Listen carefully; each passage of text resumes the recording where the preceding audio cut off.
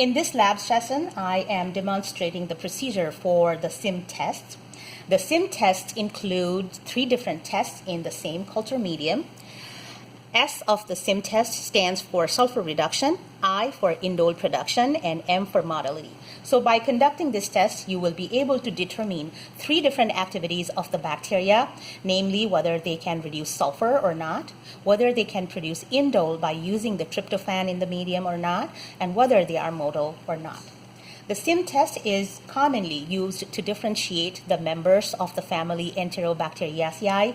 Mainly, the indole test forms the I component of the IMVIC battery of tests that is used to differentiate the bacteria that belong to the Enterobacteriaceae family.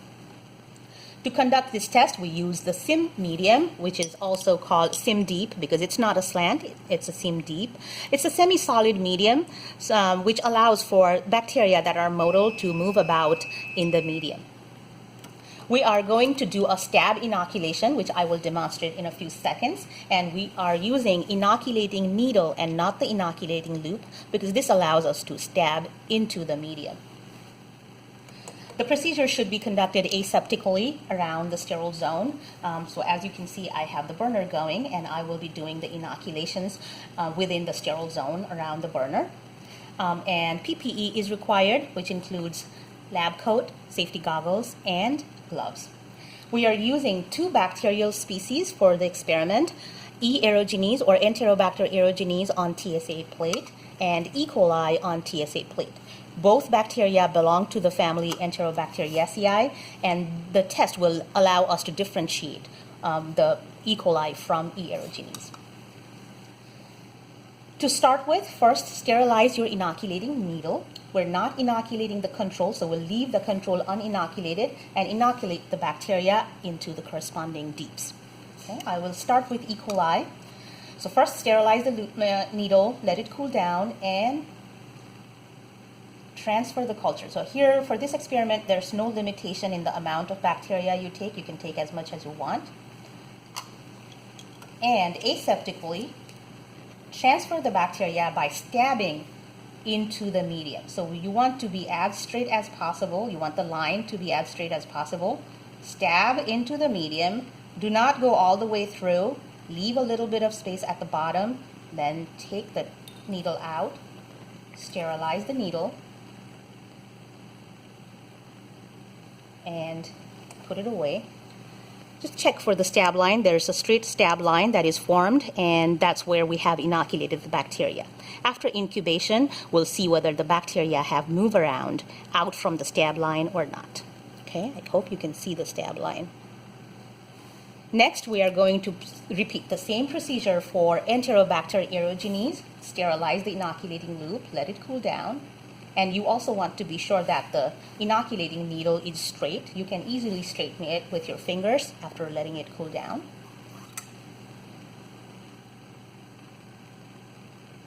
Take the E. aerogenes culture from the plate and aseptically transfer the bacteria by stab inoculation, by stabbing into the medium in a straight line.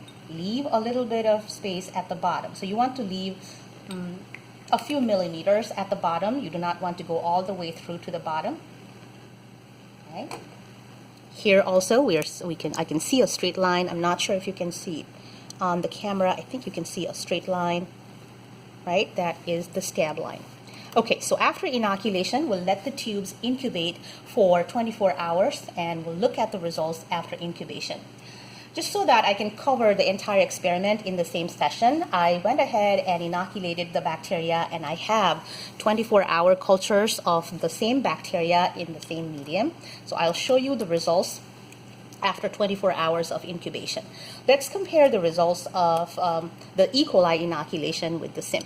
We will look at 3 different characteristics. We'll start with motility, then we'll look at sulfur reduction, and then we will do the indole production test.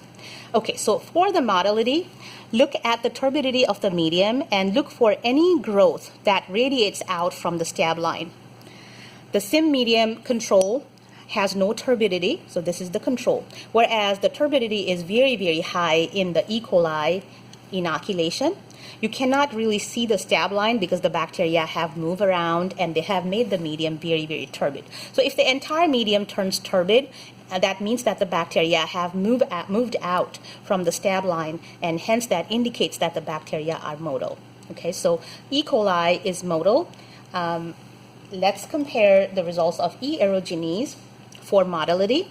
And here too, compared to the control, this medium has turned very, very turbid, and the bacteria have radiated out from the stab line. They have grown so much that they have turned the entire medium turbid. You can see the stab line a little bit, but the bacteria have spread out from the stab line. Okay, so E. aerogenes are also motile bacteria. So both E. coli and E. aerogenes are motile. Motility test here did not allow us the differentiation between the two bacteria because they are both motile. But there are two other tests that we need to look at, right, in the same medium: indole production and sulfur reduction. Now for sulfur reduction, you look for any black color in the medium. If there's any black color that develops after incubation, that means that the bacteria have reduced the sulfur into hydrogen sulfide. The hydrogen sulfide then reacted with the iron that is present in the medium and produced ferrous sulfide, which is a black colored precipitate. As we do not see any black color in the medium, that means that both E. coli and E. aerogenes do not reduce sulfur. All right, so they are sulfur non-reducers, and these results are negative for sulfur reduction. Lastly, we're going to look for indole production. For indole production, we will have to add the Kovacs reagent into the tubes. Add the Kovacs reagent into all three tubes, the control, E. aerogenes, and E. coli tubes.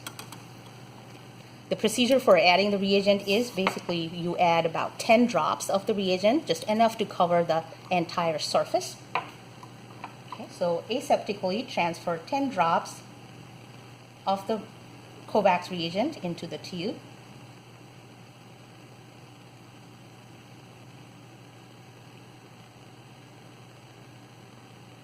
We might need a little more than 10 drops. It should be just enough to cover the entire surface. So there should be about 1 to 3 millimeter coverage with the reagent on top of the SIMDeep.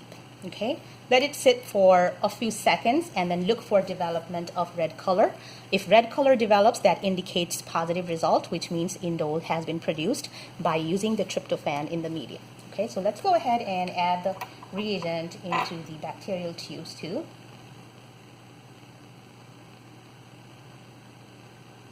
Okay. And that covers the entire medium. And do the same for E. coli.